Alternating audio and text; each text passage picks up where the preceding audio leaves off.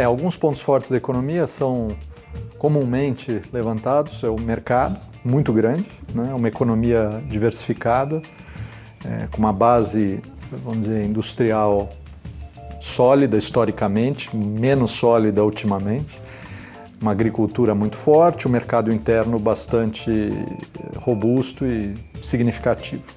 Acho que é um país bastante interessante para quem quer inovar, quer trazer alguma contribuição, um país aberto a contribuições e a novas ideias, um país flexível. O Brasil foi até entre 1930 e 1980, foi o país que mais cresceu na comparação internacional, mas nos últimos 30, 40 anos, um período de crescimento muito fraco e de praticamente uma estagnação de produtividade.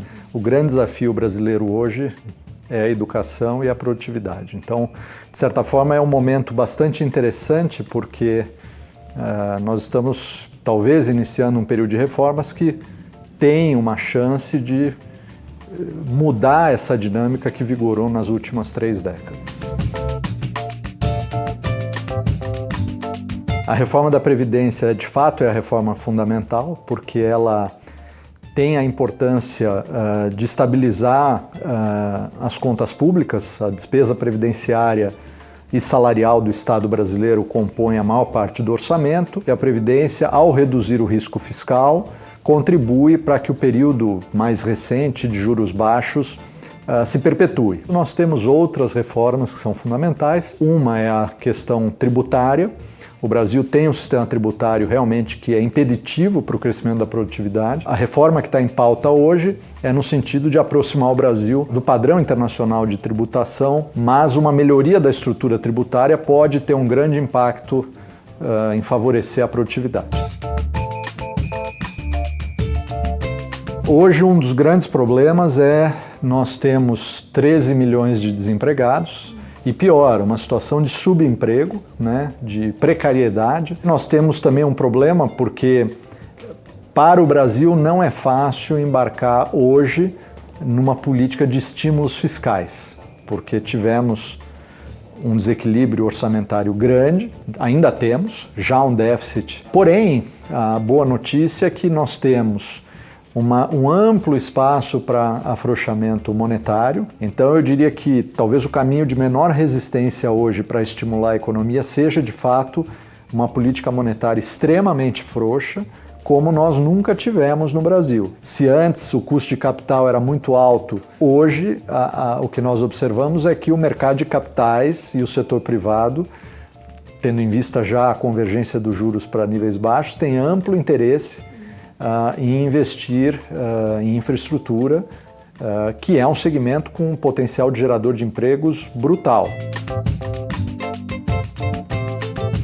O acordo do Mercosul com a União Europeia, ainda pendente ratificação e execução, é muito importante para o Brasil, porque a economia brasileira é certamente uma das economias mais fechadas do mundo. O acordo é muito simbólico porque ele é o primeiro grande acordo em muito tempo e talvez a ponta de lança, ou vamos dizer, o primeiro de alguns que podem acontecer. Especificamente agora estamos falando da Amazônia, das cláusulas ambientais. Acho que a própria implementação do acordo é interessante nesse ponto de vista porque ela vem com cláusulas ambientais acopladas. Então, na verdade, proteger o meio ambiente deveria ser equivalente a fazer o acordo e efetivá-lo.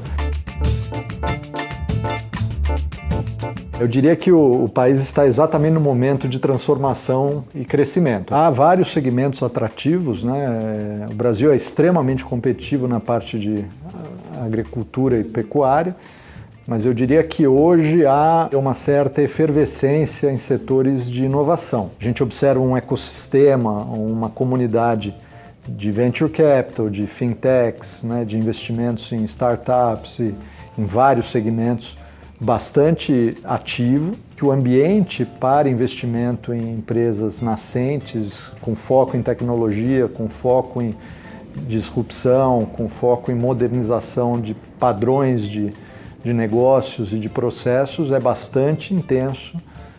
A oportunidade é grande no Brasil para isso.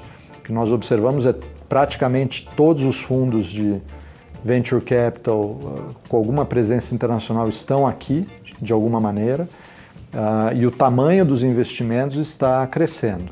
Eu acho que dá para ser otimista, embora tenhamos um desafio de curto prazo grande, mas existe uma vontade de transformar as coisas, né? Eu acho que nós estamos no momento em que essa transformação pode talvez acontecer.